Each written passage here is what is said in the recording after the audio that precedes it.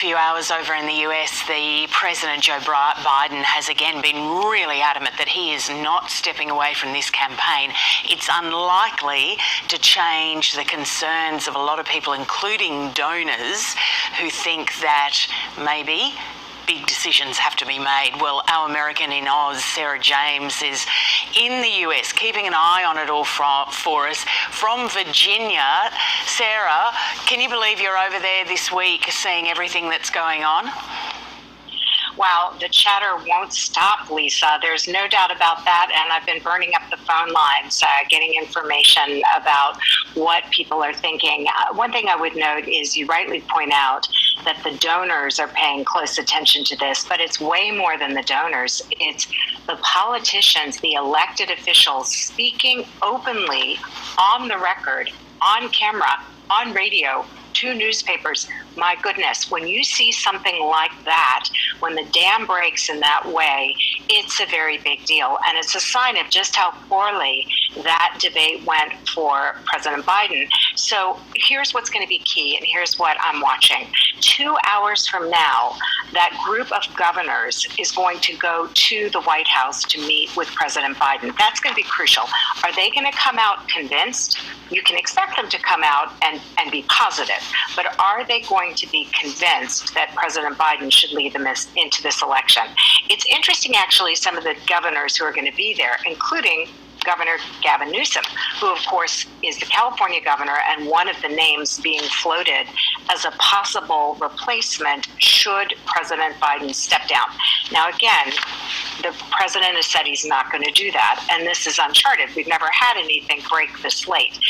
If it were to happen, Lisa, the name that I'm certainly hearing the most is Vice President Kamala Harris.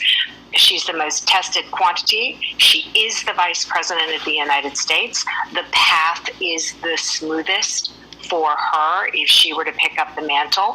And all that chatter is increasing because, as you've probably seen, a new poll has dropped and it's showing trouble for the president too. Yeah, and the irony of it all, of course, was when Joe Biden ran the first time, the expectation was that he would just do the one term, and there was a bit of surprise when he then turned around to stump up again, and people feeling that maybe Kamala Harris had been robbed of that opportunity. You know, that is something that's being, if people had that old 2020 hindsight, I think there's some people going, wait a minute, maybe we should have put more pressure on Joe Biden back then. But the pressure is building, and from some crucial names that you'll remember well. Representative Jim Clyburn, watch what he's saying. Of course, he's the kingmaker, the representative from the House of Representatives who really helped Biden win South Carolina and thus win the nomination and later become president. He's now openly talking about two things that should give Biden pause. One, that he would support Kamala Harris at either place on the ticket, either as the vice president or as the president, potentially with another choice as the vice president. He has also floated just this afternoon the possibility of a mini convention that could take place in the run-up to the election. So when you've got that much debate, that much talk happening by people like that, and of course Nancy Pelosi, the former Speaker of the House, has also spoken publicly about the fact that it is fair enough to question the president. So I mentioned two things to watch for. One, of course, the meeting with the governors, and the other, Lisa, is going to be an appearance that the president is doing with a very esteemed newsman here, George Stephanopoulos of American ABC. That's happening on Friday night local time, so in 2 nights local time. And depending on how he does in that interview, you can expect to see the chatter cease and everybody fall in line, or it to ratchet up, and then we'll see what happens from there.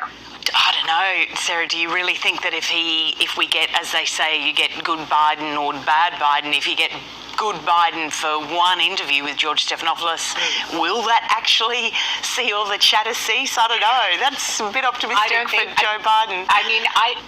Well, you know, the reality is, Lisa, that, again, I go back to, I haven't seen this in my lifetime. I haven't seen this break in this way. And so when you see a situation where this late in the game, you have this much panic among Democrats, and Democrats who say that they believe that there's a huge amount on the line, and they say that publicly. They're concerned about a second Trump presidency, and whether or not those fears are well-founded, that's what they're saying is on the line. So they are prepared to do some things that haven't been done before. The latest New York Times poll is showing the former President Trump with a 6-point lead compared to just maybe a couple points before the debate. That's a pretty substantial change in a few days, in a matter of days. So to your point, when you see things change this dramatically, this quickly, and again, when you see the chatter, I mean, my goodness, they're wargaming. They're doing tabletop exercises right out there for everybody to participate. The op-ed page of the New York Times has got everybody writing in with their choices. We think Andy Beshear, the governor of Kentucky, he'd be the right choice as a Veep with Kamala Harris. No, I'm for Gretchen Whitmer of Michigan. We've never seen anything like this. And it is a sign of the deep concern in the Democratic Party that Joe Biden cannot win, that those states, those vital swing states that we always talk about with the Electoral College, winning those crucial states, that Trump is ahead in them, and that he's not only ahead in some of those swing states, but in states like Virginia, which Biden carried handily, that those now look like they could go to Trump. When you see that kind of electoral math, that's when you get the kind of conversations that you're having here. Can it be stopped? Well, we'll know. I think we'll know a lot more in the next few days. Wow. And in the next couple of hours, as you mentioned as well, with this governance meeting, that'll be the first indication. Sarah, it is fascinating. Thank you so much. Thank you. Pleasure to talk as always.